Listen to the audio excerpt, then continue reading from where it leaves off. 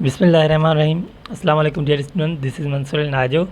In today's lecture, we are going to learn about the structure of nephron and the function of nephron. तो आइए शुरू करते हैं.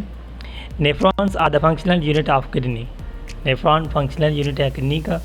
Each kidney contains more than 1 million nephrons which are microscopic urinary tubules. हर एक kidney में लाखों के तादाद में नेफ्रॉन्स मौजूद होते हैं जो यानी कि एक यूरिनरी ट्यूबुल यानी माइक्रोस्कोपिक यूरिनरी ट्यूबुल का काम करते हैं. Each nephron consist of 4 main parts यानी हर एक नेफ्रॉन के 4 हिस्से होते हैं. The Bowman capsule, proximal convoluted tubule, loop of Henle, distal convoluted tubule. यानी Bowman capsule, proximal convoluted tubule, loop of Henle और distal convoluted tubule. Number of nephrons open into a tube called collecting duct. यानी बहुत से nephrons जो होते हैं वो एक डक्ट में खुलते हैं जिसे हम कलेक्टिंग डक्ट करते हैं जहाँ पर यूरिन जाकर कलेक्ट होता है. Nephrons are surrounded by different blood vessels that are connected to the renal artery and renal vein. Nephrons जो होते हैं वो सराउंडेड होते हैं मुख्तलिफ ब्लड वेसल्स से जहाँ पर यानी रेनल आर्टरीज और रेनल वेन्स कनेक्ट होती हैं.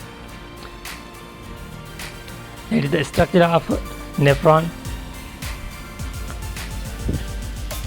तो आप स्ट्रक्चर ऑफ नेफ्रॉन में सबसे पहले देख सकते हैं ग्लोमेरुलर कैप्सूल जहाँ पर अफ्यूरेंट आर्टरीज यानी जो आर्टरीज होती हैं वो दो किस्म की होती हैं, एक अफ्यूरेंट आर्टरीज और दूसरी इफेरेंट आर्टरीज. अफ्यूरेंट आर्टरीज जो होती हैं ब्लड को लेके आती हैं किडनीज के पास जहाँ पर यानी जो ब्लड होता है फिल्ट्रेट होता है यानी उसमें जो मौजूद यूरिया होता है या जो सॉल्यूट्स होते हैं आयंस होते हैं वो सारे फिल्टर होते हैं एक्सेप्ट ब्लड सेल्स. यानी ब्लड सेल्स के अलावा या जो ब्लड प्रोटीन्स होते हैं उनके अलावा जितनी भी चीज़ें ब्लड में मौजूद होती हैं वो सारी फिल्टर होती हैं ग्लोमेरुलर कैप्सूल के अंदर. और उसके बाद यानी जो ग्लोमेरुलर कैप्सूल होता है उसके बाद पीसीटी होती है, proximal convoluted tubule. Proximal convoluted tubule से कुछ सॉल्यूट्स रीअब्सॉर्ब होते हैं वापस ब्लड में. उसके बाद लूप ऑफ हैनले होती है. लूप ऑफ हैनले वहाँ पर ब्लड कैपिलरीज मौजूद होती हैं जहाँ पर सोडियम और कैलोरीन की जो कंसंट्रेशन होती है वो मेंटेन होती है. उसके बाद डिस्टल कन्वोल्यूटेड ट्यूब्यूल होता है और लास्ट में कलेक्टिंग डक्ट होती है जहाँ पर यूरिया या जो एक्स्ट्रा वाटर होता है वो स्टोर होता है, कलेक्ट होता है. उसके बाद urine flows into the renal pelvis और उसके बाद जो यूरिन होता है वो रेनल पेलस की तरफ मूव करता है. और ये जो हर एक पार्ट्स हैं इसकी फंक्शन के बारे में हम पढ़ेंगे.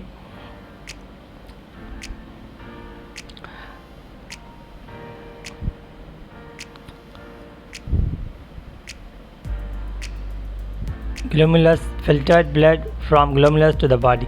यानी जो फिल्टर ब्लड होता है ग्लोमेरुलस से बॉडी की तरफ जाता है. Unfiltered blood to glomerulus from body. Unfiltered blood होता है वो ग्लोमेरुलस की तरफ आता है, जो बॉडी से ग्लोमेरुलस की तरफ आता है वो फिल्टर होकर वापस बॉडी की तरफ जाता है ग्लोमेरुलस. उसके बाद आप स्ट्रक्चर में देख सकते हैं Bowman capsule. Each nephron begins in the cortex as a cape like structure known as Bowman capsule. यानी हर एक नेफ्रॉन में एक केप लाइक स्ट्रक्चर होती है जिसे हम बाउमन कैप्सूल कहते हैं. और यहाँ पर आप देख सकते हैं कॉर्टेक्स मेडुला दो पार्ट्स होते हैं किडनी के. Proximal convoluted tubule. Bowman capsule Leeds into a short convoluted coil tubule. Bowman capsule जो होता है एक यानी शॉर्ट कन्वोल्यूटेड ट्यूब्यूल होता है, उसमें शुरू होता है वहाँ से which passes into the medulla जो मेडुला की तरफ जाता है. Distal convoluted tubule. When the tubule enters the cortex again, it becomes convoluted again. यानी जो ट्यूबुल होती है अगेन जब कॉर्टेक्स में आती है कन्वोल्यूटेड होती है यानी कॉइल होती है तो एक ट्यूब बनती है जिसे हम डिस्टल कन्वोल्यूटेड ट्यूबुल कहते हैं. उसके बाद यानी सबसे पहले ग्लोमेरुलस होता है, ग्लोमेरुलस के बाद पीसीटी होता है, प्रॉक्सिमल कन्वोल्यूटेड ट्यूबुल. उसके बाद लूप ऑफ हैनले होती है, loop of Henle. The tubule inter into the medulla x tends into the renal pyramid. यानी जो ट्यूबुल होती है वो मेडुला की तरफ एक्सटेंड करती है जो इंटर होती है पायरामिड में and makes a you like tube back into the cortex. वहाँ पर एक यू लाइक ट्यूब बनता है जिसे हम लूप ऑफ हैनले कहते हैं. वो वापस जाता है कॉर्टेक्स की तरफ जहाँ पर यानी डिस्टल कन्वोल्यूटेड ट्यूबुल बनता है.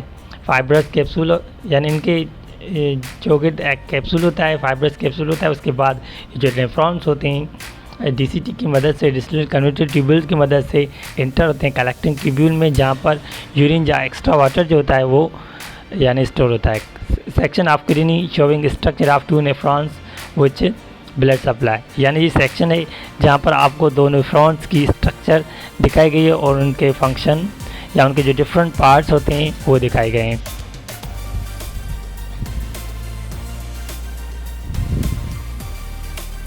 फंक्शन ऑफ नेफ्रॉन, यानी नेफ्रॉन का क्या काम होता है। The renal artery when enters into kidney, जो रेनल आर्टरी होती है जब दाखिल होती है किडनी में, it divides into million of branches called afferent arteries. Millions branches में वो डिवाइड होता है, अफेरेंट आर्टरीज बनती है। The blood enters kidney by renal artery goes into afferent arterioles, यानी जो ब्लड होता है इंटर होता है किडनी में वो रेनल आर्टरी की मदद से होता है, जो अफेरेंट आर्टरीज होती हैं।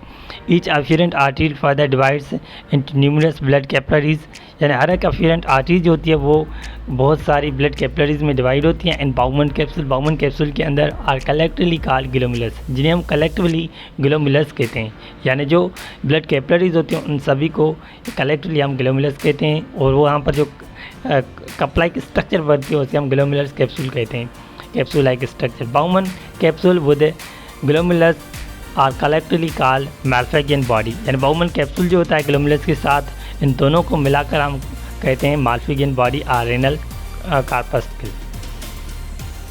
Blood leaving the glomerulus through efferent arteriole, यानी ब्लड जो है ग्लोमेरुलस से बाहर निकलता है एफिरेंट आर्टियोल की मदद से, इंटर्स blood capillary surrounding the nephron, और उसके बाद वो यानी ब्लड कैपिलरीज में इंटर होता है जो नेफ्रॉन के चौगिर्द मौजूद होती हैं। Blood capillary surround a loop of Henle unite to form venule, यानी जो ब्लड कैपिलरीज होती हैं सराउंड होती हैं लूप ऑफ हेनले से, वो जब मिलती हैं तो एक वेन्यूल बनती है which ultimately joins to form a branch of renal vein. वो जब मिलती हैं तो एक रेनल वीन बनती है जो वापस ब्लड को लेके जाती है towards the circulatory system in veins, and then that vein carry blood to the heart, and again blood is pushed towards the lungs and it is oxygenated. So students, that's all about today's lecture. If you are new on my channel, then please subscribe my channel, click on bell icon to get notification of my upcoming video. Thank you for watching this video.